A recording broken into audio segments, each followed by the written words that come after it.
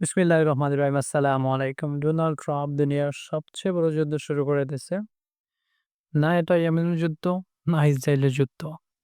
জাপানের গাড়ি শিল্প থেকে চায়না, ইউরোপীয় ইউনিয়ন সব কান্ট্রি কিন্তু একদম পুরোপুরি বরবাদের সময় চলে আসছে। কারণ সবাই মিটিং অ্যারেঞ্জ করতেছে এবং ট্রাম্পের বিরুদ্ধে তারা কি সিদ্ধান্ত নেবে এটা নিয়ে আলোচনা করতেছে।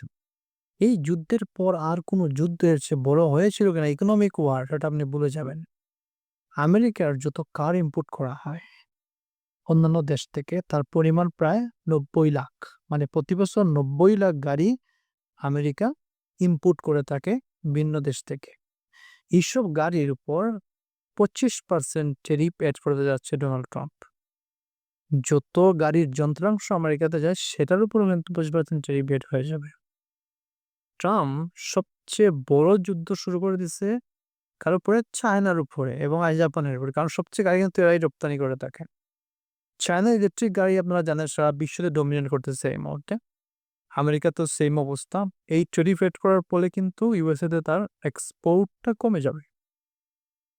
এই ট্যারিফ এড করার নিউজ সামনে আসার পর চায়না, জাপান, এশিয়া, ইউরোপ সব দেশের গাড়ি ইন্ডাস্ট্রি রিলেটেড যে কোম্পানিজ আছে সেগুলো কিন্তু স্টক মার্কেট পুরোপুরি ক্র্যাশ করে ফেলছে। এবং এত বাজেভাবে স্টক মার্কেট ক্র্যাশ করছে যে ওইসব দেশের মিনিস্টাররা, ফাইন্যান্স মিনিস্টার, ইন্ডাস্ট্রি মিনিস্টার যারা আছে সবাই মিলে কিন্তু মিটিং করতেছে যে আমরা কি সিদ্ধান্ত নিতে পারি এবং আমাদের আগামী মুভ কি হবে এক্সাক্টলি আমেরিকার বিরুদ্ধে।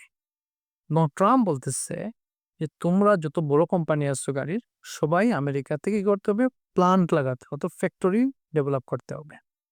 ওই ইনপুট করা যাবে না, আর এক্সপোর্ট করা যাবে না, আমরাও ইনপুট করব না, তোমরা এখানে প্লান্ট রেডি করতে হবে। এটা হচ্ছে ট্রাম্পের মূল দাবি। এভাবে দেখুন যে এই একটু সময়ের মধ্যে কিন্তু ওরা ১-২ মাস ৩ মাসের মধ্যে কিন্তু ওরা কিন্তু ফ্যাক্টরি বিল্ড করতে পারবে না। অনেক সময় ধরে একটা ফ্যাক্টরি বিল্ড করার জন্য। এবং মেক্সিকো এবং কানাডা এই জায়গা থেকে যেগুলো গাড়ি যায়, রেডি গাড়ি আছে যেগুলা প্রবেশ করবে আমেরিকাতে, এগুলোর কি অবস্থা হবে? কারণ তো এগুলোর দাম ২৫% বেড়ে যাবে আরো। কিন্তু সেটা ৳১০,০০,০০০ গাড়ি হয়, সেটা হয়ে যাবে প্রায় ৳১২,৫০,০০০। ঠিক আছে? অনেক বেড়ে যাবে। সো আমরা ভেবেছিলাম যে ট্রাম্প হয়তোবা ক্ষমতায় আসবে এবং বসে সেসব দুনিয়ার সবকিছু ঠিক করে দেবে। কিন্তু সে কিন্তু বসেই ইকোনমিক ওয়ার শুরু করে দিচ্ছে। যুদ্ধ বন্ধ করবে কি? সে যুদ্ধ শুরু করে দিচ্ছে উল্টা মানুষের বিরুদ্ধে এবং এর প্রভাব কিন্তু শুধু এশিয়া, আমেরিকায় না, এই ইউরোপে না, পুরা বিশ্বয়ে পড়বে এবং সবচেয়ে বেশি প্রভাব কিন্তু আমেরিকাতে পড়বে। কারণ বিজনেস গুলা কিছুটা শর্টেজ হয়ে যাবে, কিছু প্রবলেম ফেস করবে। কারণ যে দাম বেড়ে গেলে মানুষ কিনবে না। ঠিক আছে? গাড়ি কিনবে না, এটা একটা বড় সমস্যা। আর যারা প্রদান করতেছে জাপান, চায়না সবচেয়ে বড় খেলোয়াড় এই মাঠের। এরা বিপদে পড়বে কি এরা এক্সপোর্ট করলেও ওরা বিক্রি হবে না। সো বোঝা যাচ্ছে সবাই কিন্তু এখানে ক্ষতি কিন্তু ইনভলভ আছে। যেমন আমেরিকার ক্ষতি হচ্ছে, যেমন এশিয়ার ক্ষতি হচ্ছে। আজ এ পর্যন্তই। আসসালামু আলাইকুম।